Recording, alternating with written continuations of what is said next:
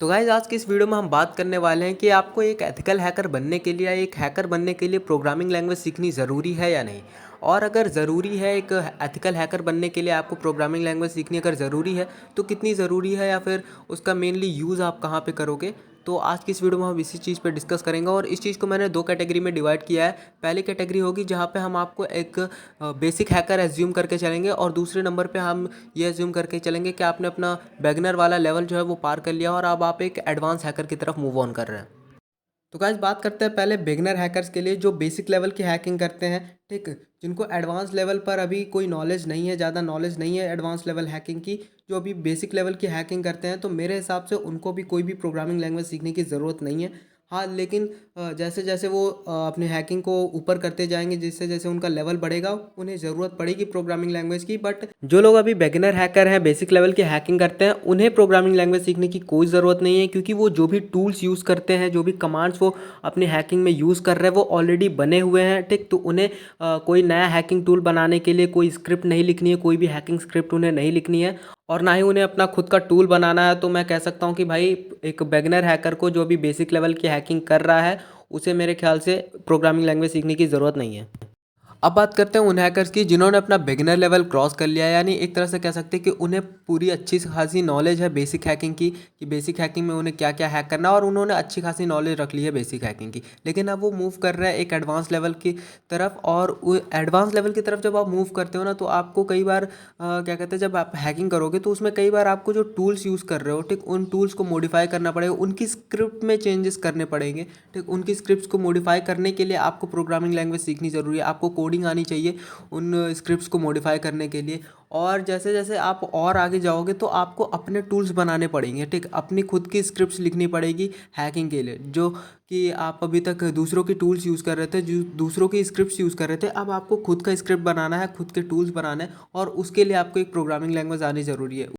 अब देखो यहाँ तक तुम्हें ये आइडिया तो हो गया होगा कि कौन से लेवल पर जाकर के तुम्हें प्रोग्रामिंग की ज़रूरत पड़ेगी। मीन्स अगर आप एक नया हैकर हो, बिगिनर हैकर हो, तो आपको ज़रूरत नहीं है प्रोग्रामिंग लैंग्वेज सीखने की।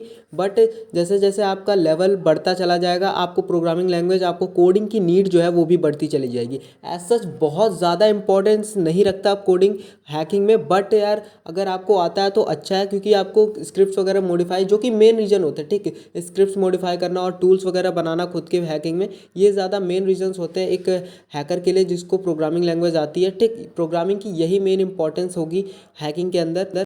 ओवरऑल बस इतना समझ लो कि जितना तुम्हारा लेवल बढ़ता चला जाएगा, हैकिंग के अंदर जितना ज़्यादा तुम्हारा लेवल इंक्रीज होता जाएगा, उतना ही तुम्हें कोडिंग की नीड भी बढ़ती जाएगी। ओके, अब देखो जो नेक्स्ट क्वेश्चन है वो ये है कि भाई कौन सी लैंग्वेज सीखें, ठीक। मतलब इतना तो समझ गया कि जैसे जैसे लेवल इंक्रीज होगा हमें कोडिंग की नीड बढ़ती जाएगी, बट कौन सी लैंग्वेज से स्टार्ट करें या फिर कौन सी लैंग्वेज इंपॉर्टेंट है हमें सीखने के लिए। तो अब देखो इसको समझने के लिए तुम्हें खुद से रिसर्च करनी पड़ेगी भाई कि तुम कौन सी टाइप ऑफ हैकिंग में पहले जा रहे हो, ठीक। मीन्स तुम सोशल इंजीनियरिंग में जा रहे हो या बग हंटिंग में जा रहे हो या फिर कौन सी भी टाइप की हैकिंग में तुम पहले जा रहे हो, तुम्हें उसके हिसाब से अपना लैंग्वेज चूज़ करना पड़ेगा। अब देखो मेनली जो हैकर्स प्रोग्रामिंग लैंग्वेज यूज़ करते हैं उनमें तुम्हारा एसक्यूएल आता है, सी प्लस प्लस और पाइथन, यही चार लैंग्वेजेस हैं जो हैकर सबसे ज़्यादा यूज़ करते हैं। बट जो वेबसाइट पेनिट्रेशन टेस्टिंग या वेबसाइट वल्नरेबिलिटीज़ के लिए जो स्क्रिप्ट्स लिखते हैं, जो टूल्स बनाते हैं, उसमें जावास्क्रिप्ट का भी काफ़ी ज़्यादा यूज़ होता है, क्योंकि ऑब्वियसली जावास्क्रिप्ट एक बहुत ही इंपॉर्टेंट लैंग्वेज है वेब डेवलपमेंट के लिए। तो वेबसाइट की वल्नरेबिलिटी वगैरह चेक करने के लिए भी जो स्क्रिप्ट्स लिखे जाते हैं, जो टूल्स बनाए जाते हैं, उसमें भी जावास्क्रिप्ट का यूज़ किया जाता है, ठीक। बट तुम्हें ये अपने हिसाब से डिसाइड करना है कि तुम्हें कौन सी लैंग्वेज चूज़ करनी है, ठीक। तुम्हें अपना पहले हैकिंग का टाइप देखना है कि तुम कौन से हैकिंग टाइप में हो और उसके हिसाब से तुम्हें अपनी लैंग्वेज चूज़ करनी है। गूगल पे बस इतना सर्च कर लेना, तुम्हें अपने आप मिल जाएगा।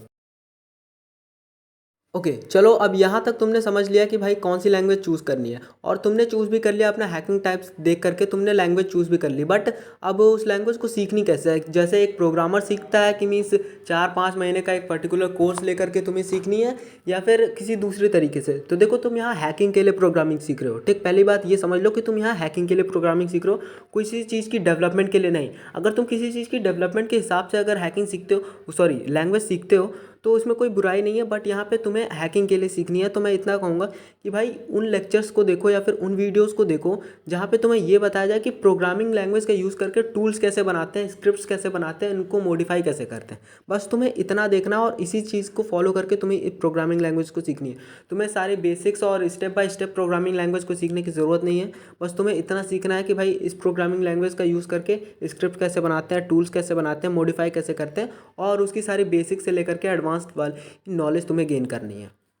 तो गाइज आज की इस वीडियो में बस इतना ही। अगर वीडियो अच्छी लगी हो, इन्फॉर्मेटिव लगी हो, तो वीडियो को लाइक करके चैनल को सब्सक्राइब कर देना। और अगर मैंने कुछ बताना मिस कर दिया है या फिर मेरे से कुछ छूट गया हो तो वो भी कमेंट्स में बता देना। मैं आगे की कुछ वीडियोज़ में ट्राई करूँगा उन्हें कवर करने के लिए। तो जाने से पहले अगर तुम्हें इस चीज़ पे और भी कुछ आर्टिकल्स वगैरह पढ़ने हो और जानना है कि और भी क्या क्या डेप्थ चीज़ें होती हैं, तो मैंने उसके ऊपर एक आर्टिकल ऑलरेडी लिख रखा है अपनी वेबसाइट पे, जिसकी लिंक मैंने नीचे डिस्क्रिप्शन में दे दी है। तो वहाँ से जा कर के तुम उसको पढ़ सकते हो। तो अब मैं चलता हूँ। अगर कोई भी प्रॉब्लम होती है तो यार मेरे को नीचे कमेंट्स में बता सकते हो या फिर मेरे को इंस्टाग्राम पे फॉलो करके वहाँ पे भी डीएम कर सकते हो।